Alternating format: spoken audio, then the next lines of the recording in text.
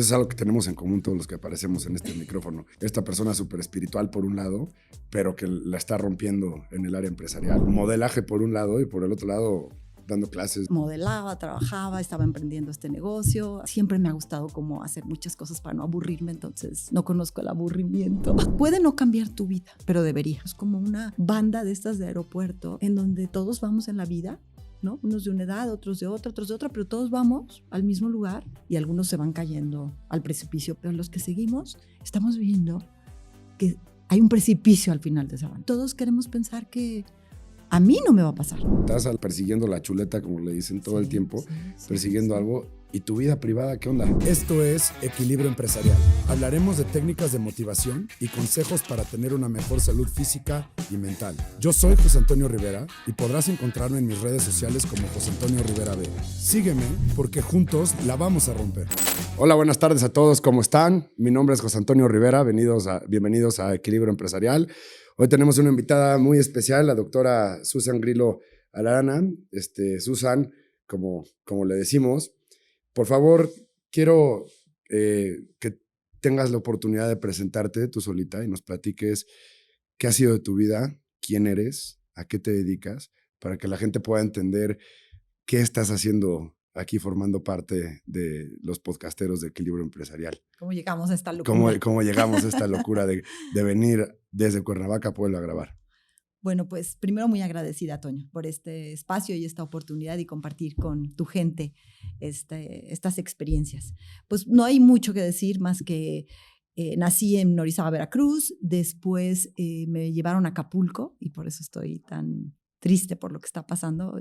Una parte muy importante de mi corazón está allá y estamos ayudando todo lo posible. Todo ese tiempo de vivir en Acapulco, pues vi muchas cosas y entendí mucho de una cultura distinta de la que yo venía, aún local, aún en México.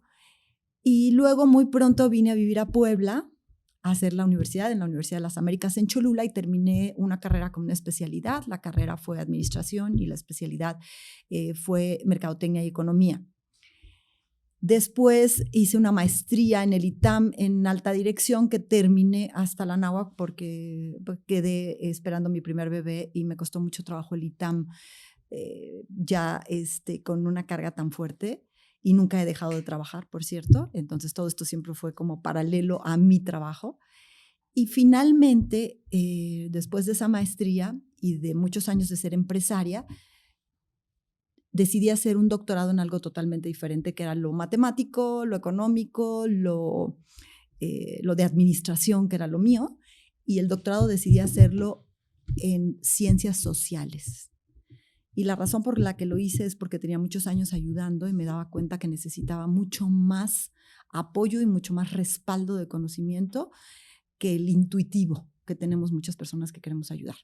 Y bueno, así hice un doctorado, acabo de recibir un doctorado honoris causa, entonces tengo 2 doctorados, uno no muy merecido porque nada más me lo dieron y te lo otorgan por tu trayectoria, pero el otro sí me costó 4 años de esfuerzo y sacrificio. Bueno, pues esa es la parte, digamos, académica, la parte de que viví en diferentes lugares del país y creo que eso es muy bueno, y la parte de pues ser una persona como todos, que vivió su parte de casarse, tener sus hijos. Tengo 3 hijos, pero sobre todo esta parte de tener una buena pareja. Tengo casi 40 años de casada y muchas influencias maravillosas de gente mayor. Entonces, si me preguntas por qué cuando decidiste ayudar tan fuerte fue a personas mayores, por eso, por el ejemplo de las personas. Todavía tengo 2 tutores, uno de 80 años y uno de 96 años, que siguen siendo mis tutores de vida. Mi propio padre y mis abuelos. Ok. Oye, ¿por qué un contraste en Acapulco? ¿Qué veías de contraste? ¿Y qué De te venir costó de una trabajo? sociedad como muy tradicionalista, muy conservadora, porque yo soy de Veracruz, pero nací en Veracruz, pero de Orizaba, Veracruz. Sí, sí. Entonces, es una sociedad de verdad como muy conservadora, muy tradicionalista, muy ordenada, y de repente, muy chica, me llevan a una ciudad que estaba despertando al mundo, que era una locura de fiesta, una locura de reventón. Acapulco era maravilloso porque todo el mundo venía a reventarse. Estaba toda la gente que venía de fuera, estaba el jet set de ese tiempo. Es como ver ahorita en las calles a Brad Pitt, a Angelina Jolie o yo no sé a quiénes, pero era eso, ¿no? Es vivir toda esa gente que estaba de súper moda, que veías en la televisión nacional, internacional, en los cines, estaba ahí. Ajá. Entonces era groserías, ¿no? Yo tenía prohibido de niña decir groserías y llegabas ahí, todo el mundo hablaba con groserías, las mamás, los papás, todo el mundo. Era un contraste muy fuerte y yo seguía además teniendo los contrastes porque pues toda la familia es de Veracruz, entonces pasaba 4 o 5 meses en mi vida en Veracruz y el resto en Acapulco, entonces siempre tuve estos contrastes. Muy padre, la verdad. ¿Cuántos años tenías cuando fuiste a Acapulco? Cuando llegué a Acapulco tenía 6 años, o sea, yo hice toda mi primaria, secundaria y prepa en Acapulco y a lo mejor me hubiera seguido, pero no había buenas universidades, esa era la verdad. Y entonces ahí quisieron mandarme a la Ciudad de México y dije, no puedo. Entonces, es otro contraste. Es otro contraste y entonces preferí Puebla y la verdad que fui muy feliz. Le venía contando. Regresaste a lo poquito tradicionalista, ¿no? Exacto, porque un poco como que tienes eso que te jala mucho. Yo soy muy conservadora y tradicionalista en mi forma de ser, pero abrió mi mente a muchas cosas y eso fue también padrísimo. Lo que viví en Acapulco y lo que aprendí en Acapulco todos esos años fue maravilloso. ¿Te ibas de reventón en la prepa? Bueno, yo la primera vez que fui a una disco, porque se llamaban disco, antro era algo terrible, era como así de prostitución y la. Entonces en esa época se decía disco y cuando yo fui a la primera disco fui súper, súper escondida, claramente sin permiso y sin nada, entonces era muy, o sea, era otra vida. Sí. Y te tocó encontrarte a alguien de Jet Set, así que digas, tuvo una no, claro, a muchos. O sea, muchas historias del Jet Set, ninguna así como muy personal, porque pues yo era un adolescente que no le interesaba tanto más que, wow, los ves por ahí, la. Es que había nombres que sonaban mucho, ¿no? De artistas muchos. De talla mundial. No, o sea, bueno, a los que llegué a ver y platicaron con ellos porque estaban o en una mesa cercana o con mis papás o así, pues me acuerdo de María Félix, me acuerdo de Cantinflas, me acuerdo de Sylvester Stallone, me acuerdo, no sé, es que había muchísimos. Sylvester Stallone era el que te iba a decir, ¿no? Luego abrieron restaurantes. Sí. Y todo el rollo, lástima ahorita por lo que están pasando. Pero va a renacer Acapulco, yo tengo toda esa confianza. Pues no nos queda de otra como mexicanos que echarlo a andar, porque si no nos va a costar Además bastante. A todos nos trae algo, ¿sabes? Yo lo viví y claro que mi corazón tiene un pedazo ahí muy, muy comprometido, pero yo creo que la gran mayoría vivió Acapulco de alguna manera, de algún momento maravilloso. A mí también me tocó llegar a echar relajo por allá. Pero luego me tocó el declive, ¿no? De la inseguridad y todo eso, y ya no era tan sencillo. No, ya no era tan fácil. Entonces ya no podía salir tan libremente como antes. Entonces ya se convirtió un poquito más a ir a casas de amigos y a utilizarlo como casa de campo más que esta metrópoli del relajo, ¿no? Sí, desde que nació Cancún y empezó a crecer tan rápido, Acapulco perdió un poco de su brillo, esa es la verdad. Pero yo creo que Acapulco siguió siendo Acapulco a pesar de los pesares. A lo mejor simplemente se volvió un poco más popular y muchísima oportunidad de que mucha gente lo visitara, que también es muy bueno.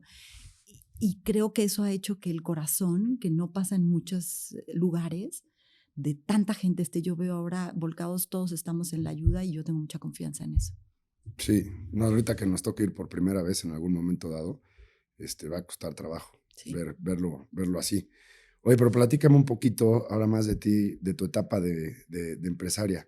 ¿A qué te has dedicado y cómo le has hecho? ¿Cómo ha sido esa? Porque dices que no dejaste de trabajar, ¿no? Y estar en el ITAM a punto de ser mamá o siendo mamá, trabajando. Si de por sí estar en el ITAM solo, estudiando, es complejo.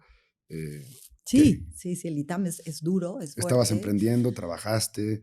Empecé trabajando, primero aquí en Puebla, incluso como parte de algunos proyectos y algunas empresas pequeñas. Pero luego no era de Puebla, entonces me regreso a Acapulco, muy poco tiempo, un par de meses nada más, y empiezo ya a trabajar como mucho más cerca de lo que yo hacía, que era una administración. Me gusta mucho mi carrera, ser administradora, y entonces empiezo a emprender cosas, como por ejemplo, increíblemente, pero en ese tiempo, y parece la prehistoria, pero así fue, empezamos a hacer en Monterrey unos taxis ecológicos que increíblemente no había en Monterrey, siendo la ciudad que ya era. No había en Monterrey taxis ecológicos. Entonces, pioneramente empezamos mi hermano y yo a meter taxis ecológicos en Monterrey. Empezamos con 100 taxis y luego así. ¿Por qué eran ecológicos? Porque eran los chiquitos, los Volkswagen verdes. ¿Te acuerdas que así empezaron los taxis ecológicos? Bueno, pues porque el gasto era mucho menor. El gasto era mucho menor y entonces empezaba a llevar a mucho más gente. Antes, ¿se acuerdan? Estaban como los sitios, que era lo que prevalecía en ese momento en Monterrey. O sea, hablabas, iban por ti, te acercabas a los lugares donde sabías que habían taxis. Así funcionaba.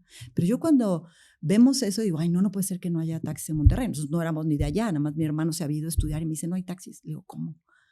Y pues así empezamos. Entonces yo seguía trabajando en la universidad porque empecé a dar clases. Me casé, muy pronto me embaracé. Yo me casé a los 21 años y muy pronto quedé embarazada. Y entonces eso pues hacía que todas estas ansias de hacer más y más cosas pues se veían frenadas. Y sin embargo le dije, vamos, nos metemos y empezamos a conseguir coches y Ese fue el primer negocio que tuvimos ahí. Y luego yo estaba al mismo tiempo, porque esto estaba en Monterrey y yo vivía en la Ciudad de México, me había casado con un chilango, cosa que había dicho que nunca me iba a casar con un chilango. Por eso cuiden lo que digan, porque acabé casándome con un chilango y entonces me fui a vivir a la Ciudad de México y en ese tiempo modelaba también. Entonces, modelaba, trabajaba, estaba emprendiendo este negocio. Siempre me ha gustado como hacer muchas cosas para no aburrirme, entonces no conozco el aburrimiento. Sí. Y así empecé. Y esta parte de estar en una universidad fue muy cómoda porque trabajabas dando clases en las horas que querías. Y eso me permitió criar a mis hijos así. Entonces yo trabajaba medio tiempo, que era lo que aceptaba, y muchos años estuve dando clases en la universidad. Daba clases de economía matemática a los actuarios, daba clases de economía a otras carreras, daba clases de mercadotecnia, daba clases de problemas políticos y económicos de México, que era lo que a mí me gustaba, para entender mucho más a nuestro país y mucho más cómo ayudar, que esa fue una inquietud que me empezó a los 13 años. Una personalidad totalmente dividida. Eso es algo que tenemos en común todos los que aparecemos en este micrófono, que me he dado cuenta, ¿no? Que las inquietudes te llevan a ser, por ejemplo, me ha tocado ver esta persona súper espiritual por un lado, pero que la está rompiendo en el área empresarial, ¿no? Y también me ha tocado ver, como tú ahorita me lo estás platicando, de modelaje por un lado y por el otro lado dando clases de ciencias sociales.